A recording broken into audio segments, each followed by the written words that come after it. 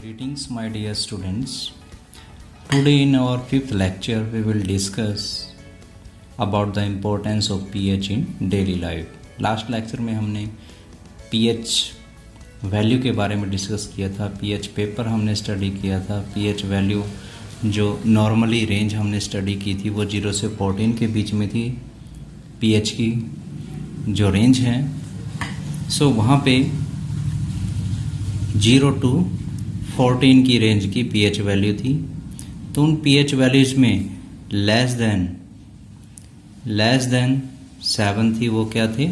Acid. Clear. Equal to 7 जिसकी pH value थी वो क्या थे? न्यूट्रल. और more than 7 basic in nature. तो ये pH रेंज थी जिसमें अगर किसी सॉल्यूशन की pH वैल्यू लेस देन 7 आती है तो वो एसिड, इक्वल टू 7 आती है तो न्यूट्रल, और मोर देन 7 आती है तो बेसिक. तो इन्हीं pH वैल्यू की हमारी लाइफ के अंदर, डेली लाइफ के अंदर इम्पोर्टेंस है. तो हमारी डेली लाइफ के अंदर किस pH रेंज तक जो हमारी डेली लाइफ है वो ठीक तरीके से वर्क करेगी, हमें कोई प्रॉब्लम नहीं होगी, और किस pH वैल्यू के ऊपर जो है हम प्रॉब्लम्स को फेस करते हैं उसके बारे में स्टडी करेंगे. क्लियर. सो यहाँ पे पहले हम स्टडी करते हैं pH in our digestive system. हमारे डाइजेस्टिव सिस्टम के अंदर pH वैल्यू की क्या इम्पोर्टेंस है, कौन सी रेंज हमारी बॉडी के लिए हार्मफुल होती है, और कौन सी के ऊपर जो हमारा डाइजेस्टिव सिस्टम है वो प्रॉपर वे से वर्क करता है. हमारी बॉडी के अंदर जो स्टमक होता है वो स्टमक मेन सोर्स है. स्टमक रिलीज करता है, क्या रिलीज करता है? HCl हाइड्रोक्लोरिक एसिड को. HCl एसिड को, हाइड्रोक्लोरिक एसिड को रिलीज करता है. क्लियर. अगर हमारी बॉडी के अंदर एक्सेसिव अमाउंट में HCl रिलीज होता है तो उससे एसिडिटी कोज हो जाती है. क्या होती है? एसिडिटी कोज हो जाएगी. अगर हमारी बॉडी के अंदर, स्टमक के अंदर एसिडिटी इंक्रीज हो जाती है तो उस एसिडिटी को न्यूट्रलाइज करने के लिए एंटासिड यूज की जाती हैं. More acid can be neutralize by base. More acid को न्यूट्रलाइज किया जा सकता है बेस को यूज करके. अगर हमारे स्टमक के अंदर एसिडिटी ज़्यादा हो जाती है, HCl ज़्यादा रिलीज होता है, तो उस ज़्यादा एसिड को न्यूट्रलाइज करने के लिए हम बेस यूज़ करते हैं. बेस के तौर पे मिल्क ऑफ मैग्नीशिया. क्या यूज़ किया जाता है? Milk of magnesia. Milk of magnesia जिसे हम बोलते हैं वो क्या होता है? Magnesium hydroxide. Magnesium hydroxide. Magnesium hydroxide use किया जाता है जिसे मिल्क ऑफ मैग्नीशिया बोलते हैं. ये हमारे स्टमक के अंदर जो मोर एसिडिटी है, ज़्यादा एसिड की जो अमाउंट है उसको न्यूट्रल कर देता है, जिससे न्यूट्रलाइजेशन रिएक्शन हो जाती है. इसके अलावा मिल्क ऑफ मैग्नीशिया के अलावा अनदर दूसरे भी जो है एंटासिड होते हैं, जैसे aluminium hydroxide, aluminium hydroxide. Another one sodium hydrogen carbonate. Sodium hydrogen carbonate. Sodium hydrogen carbonate को क्या बोलते हैं? Baking soda. Clear. Baking soda.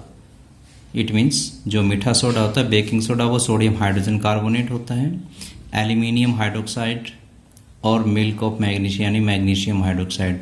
These all three are the antacid. Antacid तो ये क्या है? एंटासिड है। और एंटासिड का मीनिंग क्या होता है? जो एसिड के अगेंस्ट वर्क करते हैं, जो एसिड को न्यूट्रलाइज करने का काम करते हैं, उन्हें हम क्या बोलते हैं? एंटासिड। तो हमारे डाइजेस्टिव सिस्टम के अंदर प्रॉपर वे से वर्क होता रहे, उसमें जितनी भी बॉडी को नॉर्मल पीएच वैल्यू चाहिए, ये milk of magnesia, aluminium hydroxide और सोडियम हाइड्रोजन कार्बोनेट, अगर हम इनको यूज़ करते हैं जब हमारे स्टमक के अंदर ज़्यादा एसिड रिलीज हो जाता है, तो जब हम इन एंटासिड को यूज़ करते हैं तो ये एंटासिड हमारे स्टमक की पीएच वैल्यू को नॉर्मल वैल्यू तक ले आते हैं, जिससे हमारा डाइजेस्टिव सिस्टम प्रॉपर वे से वर्क करने लग जाता है। तो कई बार क्वेश्चन में पूछा जाता है कि हमारे स्टमक के अंदर जब मोर एसिडिटी हो जाती है तो उसको न्यूट्रलाइज करने के लिए हम क्या लेते हैं? मिल्क ऑफ मैग्नीशिया या फिर कोई बेसिक सब्सटेंस हम यूज़ करते हैं। तो मिल्क ऑफ मैग्नीशिया ज़्यादातर यूज़ किया जाता है, इसका कोई ऐसा साइड इफ़ेक्ट नहीं होता है। इनके अलावा हम एल्यूमिनियम हाइड्रोक्साइड और सोडियम हाइड्रोजन कार्बोनेट को भी यूज़ कर सकते हैं। नाउ ये तो था हमारा pH in our digestive system. Now second is pH change leads to tooth decay.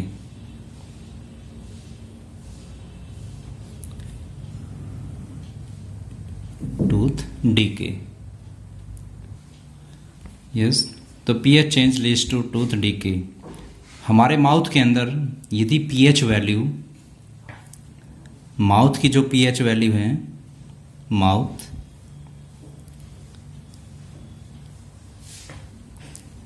pH value of mouth falls below 5.5। जब हमारे माउथ की pH वैल्यू 5.5 से कम हो जाती है, माउथ के अंदर जो pH वैल्यू है वो नॉर्मली 5.6 के आसपास होती है, तो 5.5 से जब लेस पीएच वैल्यू हो जाती है, और 5.5 से लेस पीएच वैल्यू का मीनिंग क्या है कि वो और भी ज़्यादा माउथ के अंदर एसिडिटी बढ़ जाती है, हमारे माउथ के अंदर एसिडिटी बहुत ज़्यादा हो जाती है। तो उस माउथ की एसिडिटी जब ज़्यादा हो जाएगी तो वो एसिड जो माउथ के अंदर बना है वो हमारे टूथ को धीरे धीरे, टीथ को धीरे धीरे जो है कोरोइड करना स्टार्ट कर देता है, उसको ख़त्म करना स्टार्ट कर देता है, टीथ के एनामल को धीरे धीरे डिग्रेड करना स्टार्ट कर देता है। क्लियर? जिससे हमारे टीथ हैं वो ख़राब होना स्टार्ट कर देते हैं। तो इस वजह से हमारे टीथ के ऊपर जो है किसी भी टाइप की कोई प्रॉब्लम ना आए, टूथ डीके ना हो, तो उसको रोकने के लिए हमें अपनी माउथ की पीएच वैल्यू को मोर देन 5.5 करना पड़ेगा। और वो कब होगी? वो तभी होगी जब हम माउथ के अंदर कोई बेसिक सब्सटेंस को यूज़ करेंगे। जैसे हम डेली ब्रश करते हैं, टूथ ब्रश करते हैं, तो जो टूथपेस्ट होता है, जो टूथपेस्ट होता है, उस टूथपेस्ट के अंदर टूथपेस्ट एक्ट एज बेस, वो बेस की तरह काम करता है। टूथपेस्ट के अंदर बेसिक सब्सटेंस मिक्स होते हैं और हमारे माउथ के अंदर क्या है? एसिडिटी है। तो उस माउथ की एसिडिटी को न्यूट्रलाइज करने के लिए हम बेसिक सब्सटेंस को यूज़ करते हैं। तो टूथपेस्ट को यूज़ करेंगे और टूथपेस्ट में बेस होता है। जैसे ही हम जो है टूथपेस्ट करेंगे तो माउथ के अंदर जो पीएच वैल्यू थी, जो एसिडिटी थी, वो टूथपेस्ट उस एसिडिटी को न्यूट्रलाइज कर देगा और हमारा जो टूथ डीके हैं वो स्टॉप हो जाएंगे, वो जो है टूथ डीके होने से रुक जाएंगे। क्लियर? तो इस तरीके से हम अपने टीथ का जो है डीके होने से रोक सकते हैं। तो वो तभी रुकेगा जब हम अपने माउथ की पीएच वैल्यू को मेंटेन करेंगे, यानी एसिडिटी को ज़्यादा नहीं होने देंगे। जैसे हम सुबह सुबह जब उठते हैं, गेटअप होते हैं अर्ली इन द मॉर्निंग, तो उस दौरान हमारे माउथ की जो पीएच वैल्यू है वो बहुत ज़्यादा होती है, उसमें एसिडिटी ज़्यादा होती है। और अगर वो कंटिन्यू एसिडिटी माउथ की ऐसी ही बनी रहे तो वो टीथ के ऊपर इफेक्ट डालना स्टार्ट कर देती है, जिससे टूथ डीके होना स्टार्ट हो जाता है। तो टीथ डीके ना हो उसके लिए हमें डेली ब्रश वगैरह करने चाहिए। तो टूथपेस्ट के अंदर जो है बेस होता है और वो बेस उस माउथ की पीएच वैल्यू को न्यूट्रलाइज कर देता है। Clear? Now next is self defence by animals and plants, chemical warfare. Self defence by animals अपनी प्रोटेक्शन के लिए, अपनी सेल्फ डिफेंस के लिए पीएच वैल्यू को यूज़ करते हैं, एसिडिटी या बेसिसिटी को यूज़ करते हैं, जिसकी वजह से वो अपनी प्रोटेक्शन करते हैं। चाहे वो एनिमल्स की बात हो चाहे वो प्लांट की हो, प्लांट और एनिमल दोनों ही पीएच वैल्यू को यूज़ करते हैं, जिससे उस पीएच वैल्यू से वो अपनी प्रोटेक्शन करते हैं। फॉर एग्जांपल जैसे एनिमल की हम बात करें, एनिमल्स में जो हनी बी होती हैं, बीज जो होती हैं, क्लियर, जो हनी बीज होती हैं, तो उन हनी बीज के स्टिंग के अंदर, sting of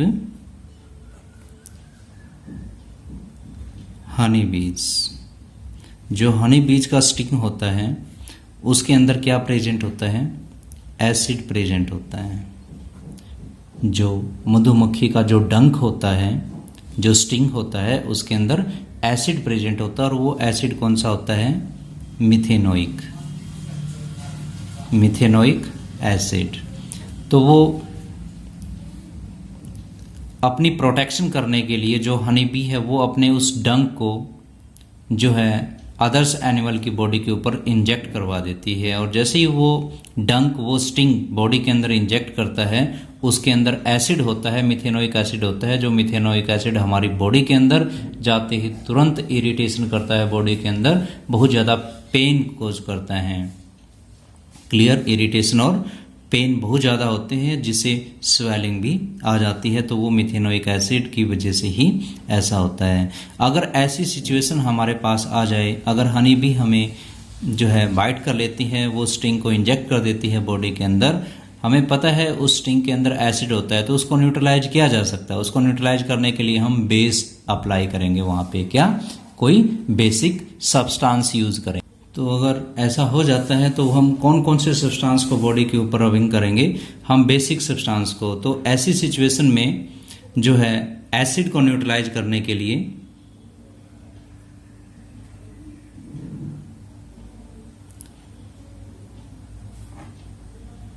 for neutralize acid we should use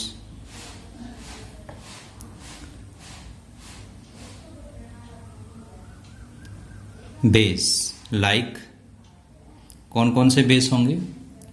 like sodium hydrogen carbonate, sodium hydrogen carbonate, sodium hydrogen carbonate को यूज करेंगे, या फिर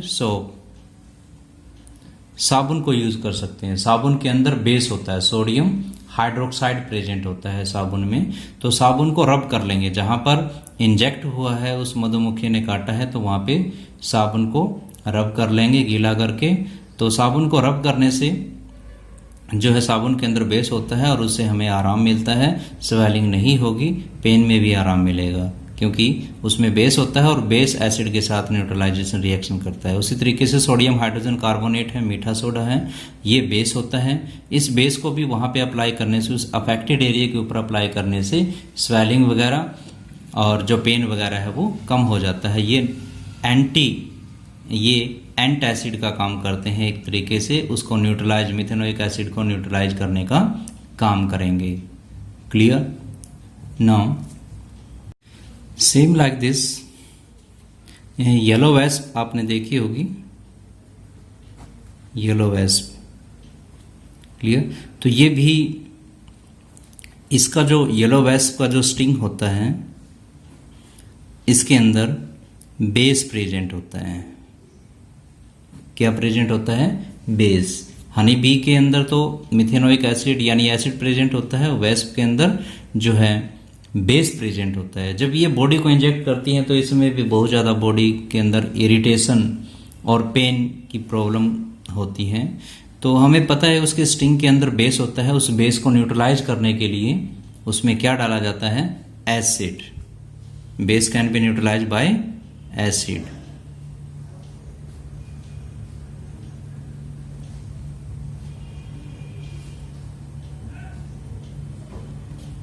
bye base can be neutralize by acid. इसको एसिड के द्वारा न्यूट्रलाइज किया जाएगा। क्लियर? उसे एसिड के द्वारा न्यूट्रलाइज किया जाएगा। और एसिड यहाँ पे कौन सा यूज करेंगे?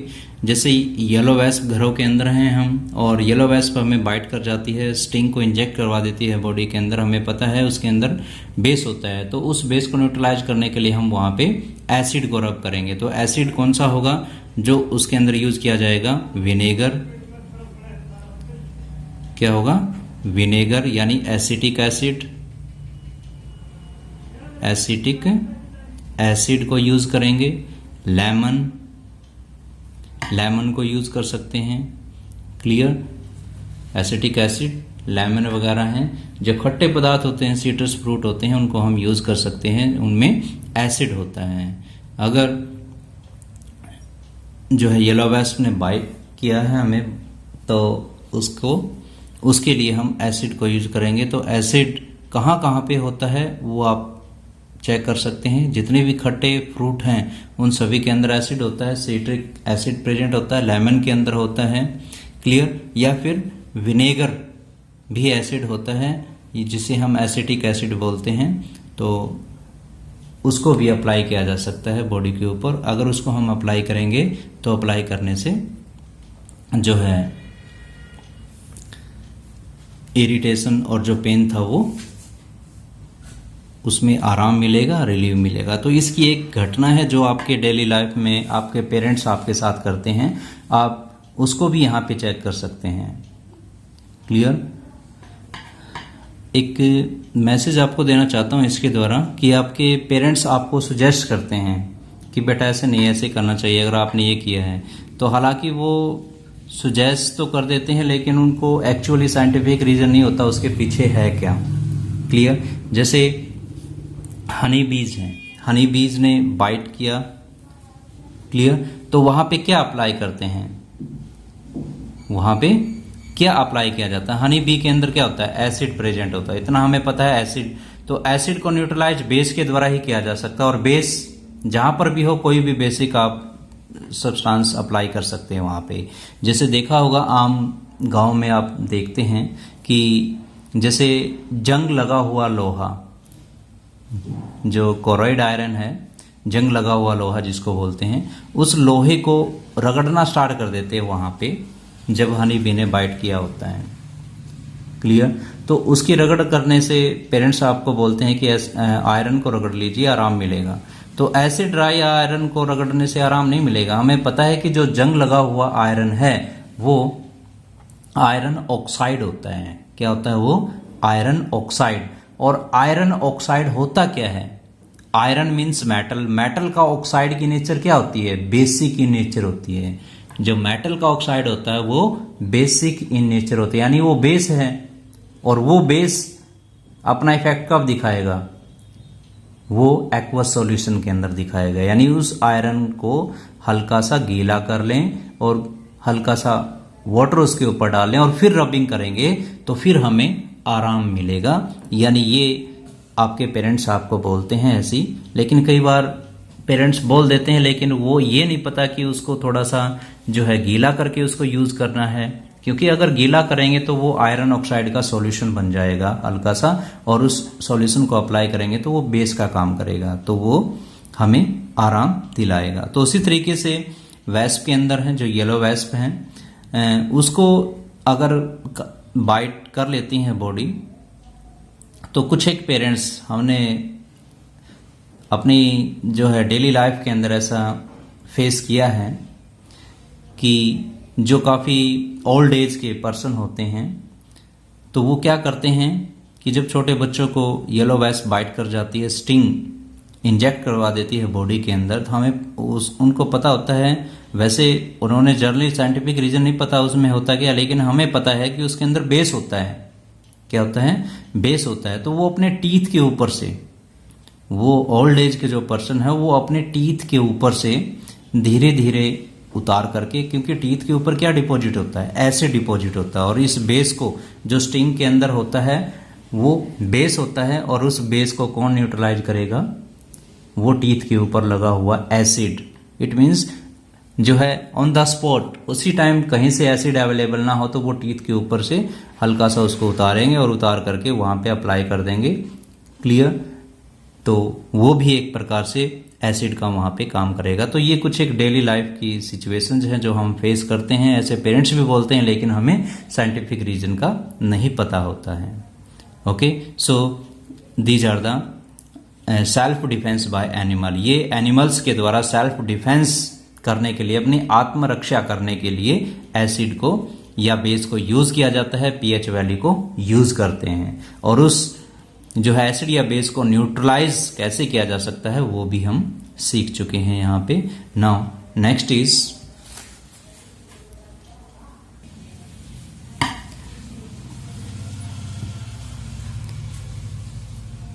इज soil pH और importance of pH at field। importance of pH at field, खेत के अंदर, खेतों के अंदर भी जो pH वैल्यू है, फील्ड के अंदर भी जो pH वैल्यू है उसकी इम्पोर्टेंस होती है। क्लियर? कई बार देखा होगा जो काफ़ी जब बारिश आती है तो जो वाटर है वो कई दिनों तक लॉक्ड रहता है, कई दिनों तक वहीं पे खड़ा रहता है, जिसकी वजह से एसिडिटी उस वाटर के अंदर इंक्रीज हो जाती है। तो उस एसिडिटी के इंक्रीज होने से वो सारी एसिडिटी वाटर के अंदर चली जाती है, जिससे सॉइल के अंदर चली जाती है, जिससे सॉइल की एसिडिटी बढ़ जाती है। तो उस सॉइल की एसिडिटी को न्यूट्रलाइज करने के लिए to neutralize the acidity of soil, soil की एसिडिटी को न्यूट्रलाइज करने के लिए क्या यूज किया जाता है? सॉइल की एसिडिटी को न्यूट्रलाइज करने के लिए कोई बेसिक सब्सटेंस यूज किया जाता है। बेसिक सब्सटेंस, वो बेसिक सब्सटेंस है क्या? बेसिक सब्सटेंस है क्या? कौन कौन से बेसिक सब्सटेंस यहाँ पे यूज किया जा सकते हैं? तो वो हैं, सॉइल को लाइमिंग करेंगे, लाइमिंग द सॉइल, सॉइल को लाइमिंग करेंगे यानी सॉइल के अंदर लाइम डाल देंगे। क्लियर? इट मीन्स बेस उसके अंदर डालेंगे। कौन सा? वो है कैल्शियम हाइड्रोक्साइड। कैल्शियम ऑक्साइड या हाइड्रोक्साइड इसके अंदर यूज किया जा सकता है। कैल्शियम ऑक्साइड को यूज कर सकते हैं, कैल्शियम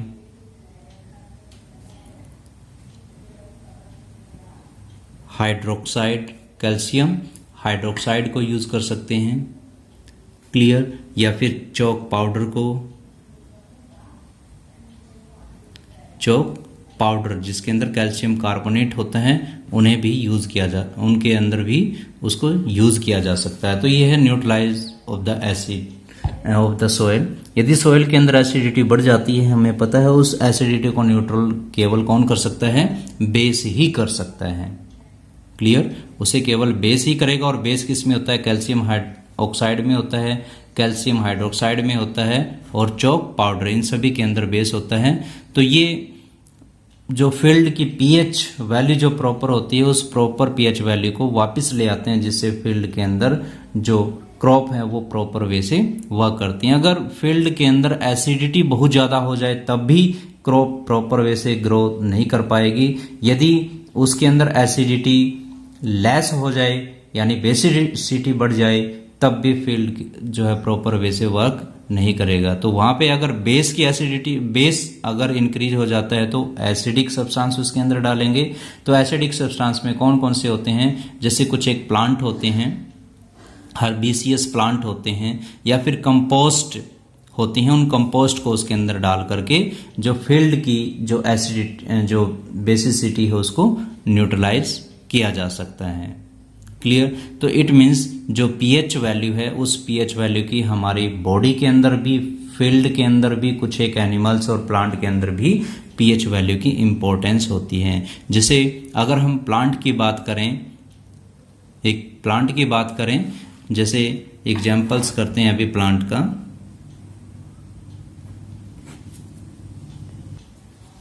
प्लांट की अगर हम बात करें, एक नेटल प्लांट होता है,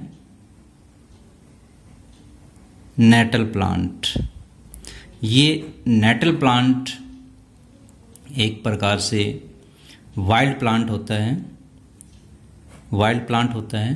तो इसकी जो लीव्स होती हैं उस लीव्स के अंदर स्टिंग होती हैं, इसमें लीव्स के अंदर स्टिंग होते हैं, कांटे होते हैं, और उनके अंदर जो है एक तरीके से मिथेनोइक एसिड प्रेजेंट होता है। क्या प्रेजेंट होता है?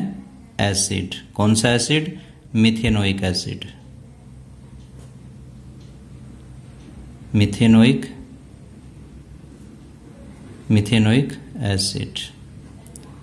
क्लियर। उसमें मिथेनोइक एसिड होता है, it's not visible, okay. Methanoic acid, methanoic acid present होता है।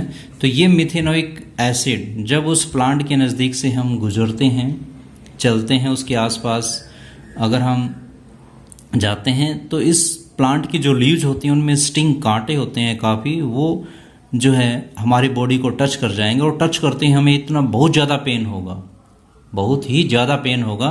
वो कांटों के अंदर, उन स्टिंग के अंदर जो मिथेनोइक एसिड होता है वो बॉडी के अंदर इंजेक्ट कर जाएगा और हमें काफ़ी पेन होगा और इरिटेशन होगी। तो जो हमारी नेचर है उसने उसका साथ में ही उसका सॉल्यूशन भी दिया हुआ है। उसके नज़दीक ही एक डॉग प्लांट मिलेगा। कौन सा प्लांट? Dog plant. एक डॉग प्लांट होता है। उस डॉग प्लांट की लीव्स को रब करके उसके एक्सट्रैक्ट को, यानी उसको रब करके, उसको रगड़ करके उस इफेक्टेड एरिया के ऊपर लगाएंगे तो उससे हमें आराम मिलेगा। क्योंकि डॉग प्लांट की जो लीव्स होती हैं, लीव्स के अंदर बेस प्रेजेंट होता है। क्या होता है? बेस। यहाँ पे एसिड है तो इनके अंदर बेस होता है। अगर उस बेस को वहाँ पे अप्लाई करेंगे तो वो मिथेनोइक एसिड के इफेक्ट को न्यूट्रलाइज कर देंगे, जिससे हमें रिलीव मिलेगा। तो these are the some importance of pH in our daily life. ये हमारी डेली लाइफ के अंदर पीएच वैल्यू की इम्पोर्टेंस है कि यहाँ पे पीएच वैल्यू इस तरीके से प्रॉपर वे से वर्क करती है। अगर पीएच वैल्यू कहीं पर कम हो जाए या ज़्यादा हो जाए, कुछ एक जो है पीएच वैल्यू ऐसी है, इट मीन्स पीएच वैल्यू का मतलब है कि वो एसिड है, बेस है, न्यूट्रल है। तो जैसे कुछ एक प्लांट है वो पीएच, किसी की पीएच वैल्यू लो होती है, जैसे नेटल प्लांट होता है, इसकी पीएच वैल्यू बहुत कम होती है, जिसके अंदर मिथेनोइक एसिड होता है, और वो बॉडी के अंदर इंजेक्ट अगर वो चला जाए तो उससे काफ़ी इरिटेशन और पेन होगा, और उसको न्यूट्रलाइज करने के लिए डॉग प्लांट की जो लीव्स हैं वो यूज़ की जाती हैं, उनके अंदर बेस होता है। तो लगभग इन सभी के अंदर न्यूट्रलाइजेशन प्रोसेस हमने स्टडी की कि अगर एसिडिटी हो जाती है तो एसिडिटी को बेसिक सब्सटेंस न्यूट्रलाइज करेगा, अगर बेसिक सब्सटेंस इंजेक्ट हुआ बॉडी के अंदर तो उसको एसिडिक सब्सटेंस न्यूट्रलाइज करेगा। तो these are the some importance in our daily life. किसकी इंपॉर्टेंस है? पीएच वैल्यू की importance in our daily life. जैसे पहले हमने स्टडी की डाइजेस्टिव सिस्टम के अंदर, सेकंड हमने स्टडी की टूथ डीके के लिए। अगर ज़्यादा पीएच वैल्यू कम हो जाती है, लेस देन 5.5 हो जाती है, तो टूथ डीके होना स्टार्ट हो जाता है। एंड थर्ड हमने स्टडी की सेल्फ डिफेंस बाय एनिमल्स। चाहे वो हनी बीज हैं चाहे वो येलो वेस्प हैं, तो उनके जो स्टिंग होते हैं, हनी बीज में एसिड होता है तो उसको न्यूट्रलाइज बेस करेगा, और जो येलो वेस्प होती हैं उनके स्टिंग के अंदर बेस प्रेजेंट होता है, उसे एसिड जो है न्यूट्रलाइज करेगा। डेली लाइफ में जो आपके पेरेंट्स जो बोलते हैं, डेली लाइफ में हम देखते हैं, वो भी आपके सामने प्रॉब्लम जो है फेस की है, हमने उसको भी अंडरस्टूड करवाया है। Now another one is soil. यदि सॉइल के अंदर एसिडिटी और बेसिसिटी बढ़ जाती है तो उसको कैसे न्यूट्रल, अगर एसिडिटी बढ़ जाती है तो बेसिक सब्सटेंस जैसे कैल्शियम हाइड्रोक्साइड है, कैल्शियम कार्बोनेट है या चौक पाउडर है, उनको यूज करेंगे हम। क्लियर। यदि बेसिसिटी बढ़ जाती है तो उसके अंदर एसिडिक सब्सटेंस को डालेंगे, और वो कौन से हैं, कुछ एक हर्बिसीज प्लांट होते हैं, उनकी कंपोस्ट बना करके वो उसके अंदर डाल सकते हैं, तो पीएच वैल्यू को मेंटेन किया जा सकता है। तो अभी हमारा जो pH, importance of pH in our daily life है वो कंप्लीट होता है। अगर इसमें कोई प्रॉब्लम्स हैं तो you can discuss with me, and don't forget to like, share and subscribe our YouTube channel. Thank you, have a nice day.